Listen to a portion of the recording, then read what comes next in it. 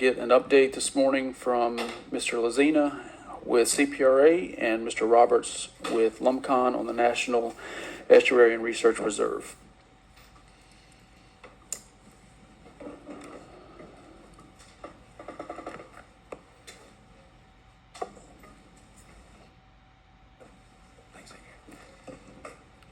Thank you. Morning, Chairman. Morning, members. Good to be here. It's this topic hadn't really updated the board in a while. We've sort of just glanced at it a little bit, and so wanted to give a little more update and some announcements with that. So for the past good while, we have actually been going through the designation process to put a National Estuarine Research Reserve in Louisiana. I can tell you, if you're familiar with the program, I'll touch a little bit. There had been a gaping hole along the coastal states that Louisiana, of all places, didn't have an estuarine research reserve. So some time ago, the governor started that process with a nomination letter, and just wanted to give an update on where we are here, and some words from Dr. Roberts as well. So like I mentioned, the National Estuarine Research Reserve right now is about 30 places, protected places. This is through NOAA as the lead federal agency. It's a state partnership through National Ocean Service, so similar to Sea Grant or the estuary program with EPA, if you're familiar with that. Really trying to get I'll talk about it a little later, more like a franchise, I guess. They'll probably get mad that I say that, but a little bit of federal push behind some local issues, but also at the same time bringing awareness on some of these things. So it's about local relevance. It's the needs of the areas where these research reserves are located. It's about the science there. It's about the people there. It's those places, but also bringing on board that more national outlook, national monitoring, the platform to really move some of these things and get that education going. So I mentioned partnership, and the state's role in that is land ownership and management. In this particular case, you'll see that reserve staff members are employed. They're state of Louisiana employees. Program implementation, the day-to-day operations, and of course money. The funding is the 30% match with the federal government, NOAA, on that case. The federal role, like I mentioned, is national policy, program guidance, technical assistance, which is a really big part of this program, to be able to rely on all of what NOAA has in these particular areas, and then program coordination of the federal program, and 70%, as I mentioned, money that gets these things going. So here's a picture of where we are right now. This is the Atchafalaya Delta. You can see it's a really large area. Blue is a buffer area and the yellow is a core. And not to fixate this, but just get the folks to make aware, this is the currently nominated area for Louisiana's Estuarine Research Reserve. There were quite a few places across the state. There had been a lot of work done through Louisiana Sea Grant, especially the hard work of Dr. Twilley to be able to move some of these into a position where we could then have the governor nominate the Atchafalaya area for designation as this particular spot, and that's what that's where we are today. So, just a quick update on the process and timeline. There's a letter of interest that the governor provided to NOAA, a site selection and nomination. Took a lot of folks, a lot of them from your agencies that were involved, and representatives, community representatives, to be able to do that, and then the nomination of that site, the Atchafalaya Delta.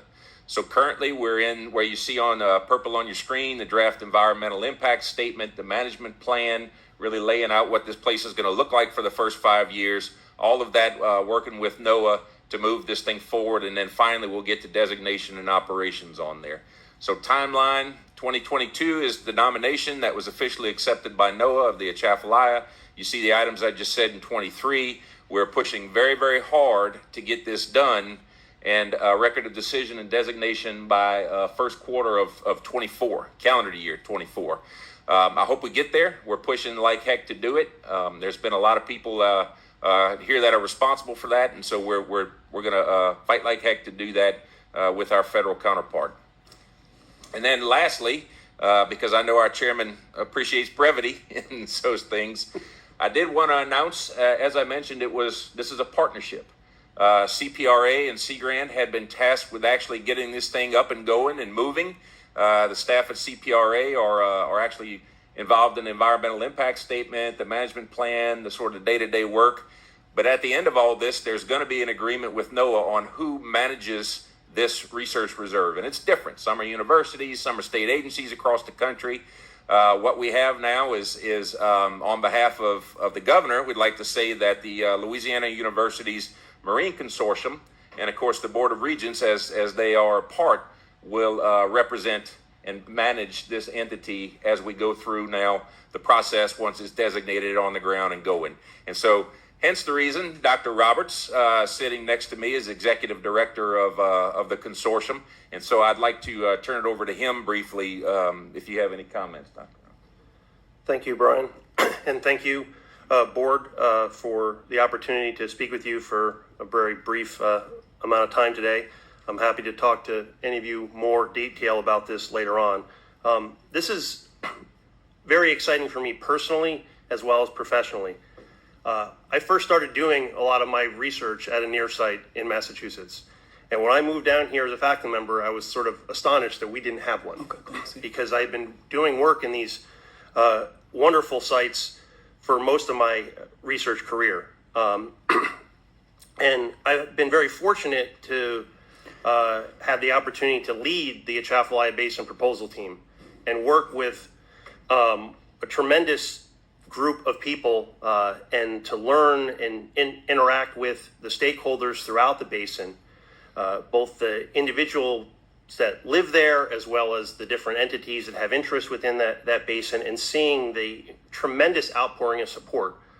Just one brief example is, I gave a town hall meeting in Morgan City during the pandemic, and we had to keep bringing more and more chairs in. We had 250 people that showed up, plus there's another 150 people online, because people there were so interested and engaged in having this NERR.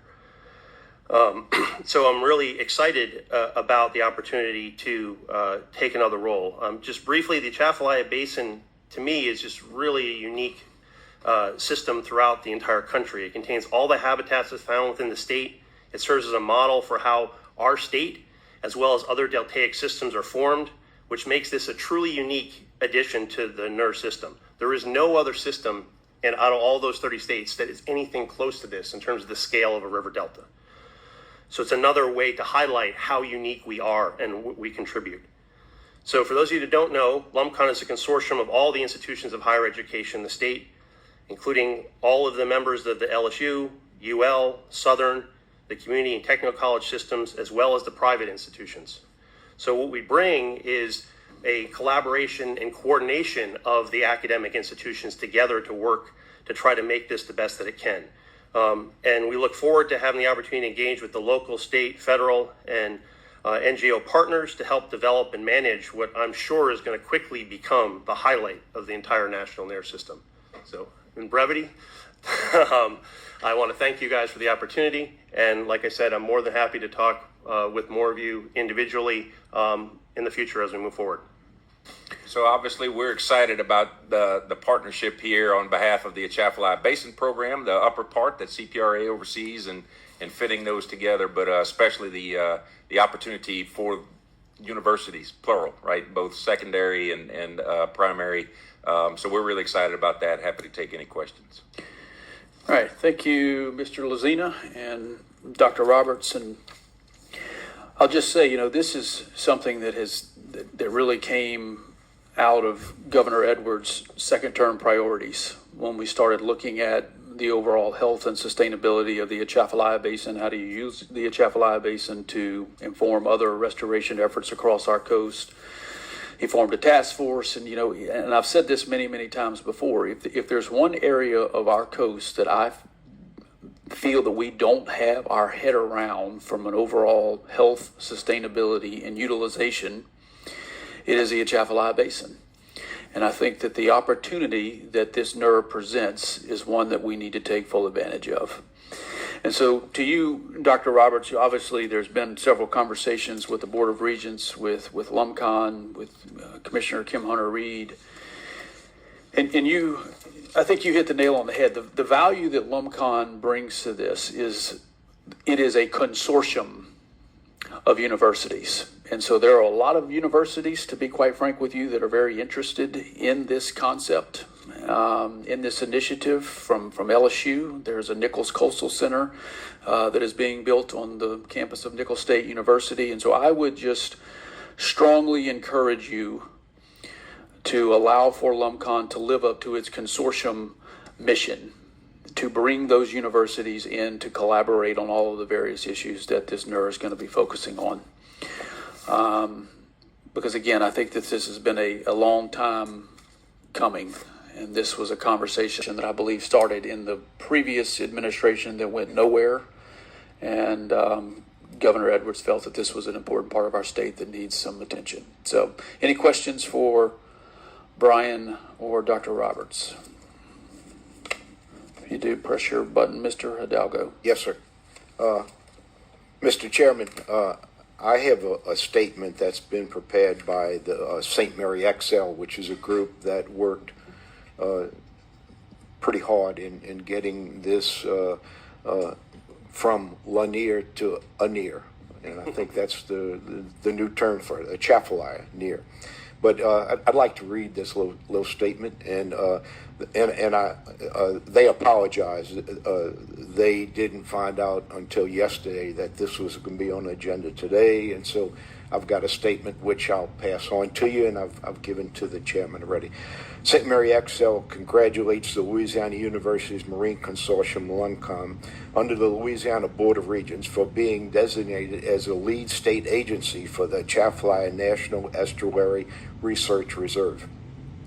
Recognizing that LUMCON is a consortium of 24 member institutions, St. Mary XL requests prominent participation in the reserve by all members of universities to extend LUMCON's research resources beyond its current areas.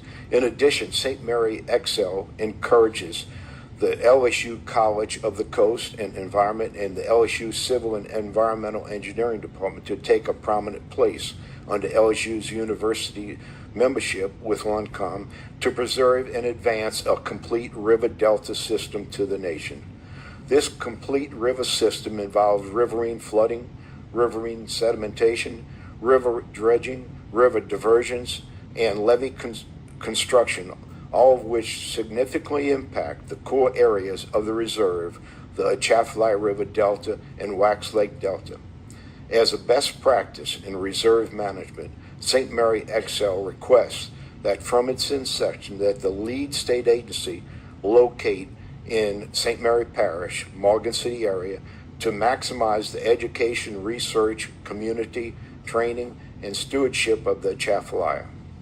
St. Mary XL looks forward to the stewardship of the Atchafalaya National Estuarine Research Reserve by the Greater Higher Education State Agency. Once again, congratulations to LUMCON. So these people in St. Mary XL have been, I think, working all along to help pursue this, and want to make sure that they participate going forward. Thank you, sir. Thank you, Mr. Hidalgo. I think you appreciate that statement, but I think you raise a valid question. So obviously we've got CPRA involved here, we have LUMCON, but I guess from a structural operational framework, if that it makes any sense. So obviously LUMCON is going to play a role here, but we have heard from many people within the basin that they want this NERR to have a presence in Morgan City, within St. Mary Parish. And so at what point in time will that decision be made, Brian? I mean, obviously that's going to have to be in conjunction with oh, I'm sorry. Either one, whoever has the answer. Roberts, yeah. They even look alike, don't they? I wore my hair the same today. Yeah. Mr. Lezina, how about that? We're there with starting to put that. So I mentioned the preliminary management plan. You put a preliminary plan in place for those 5 years.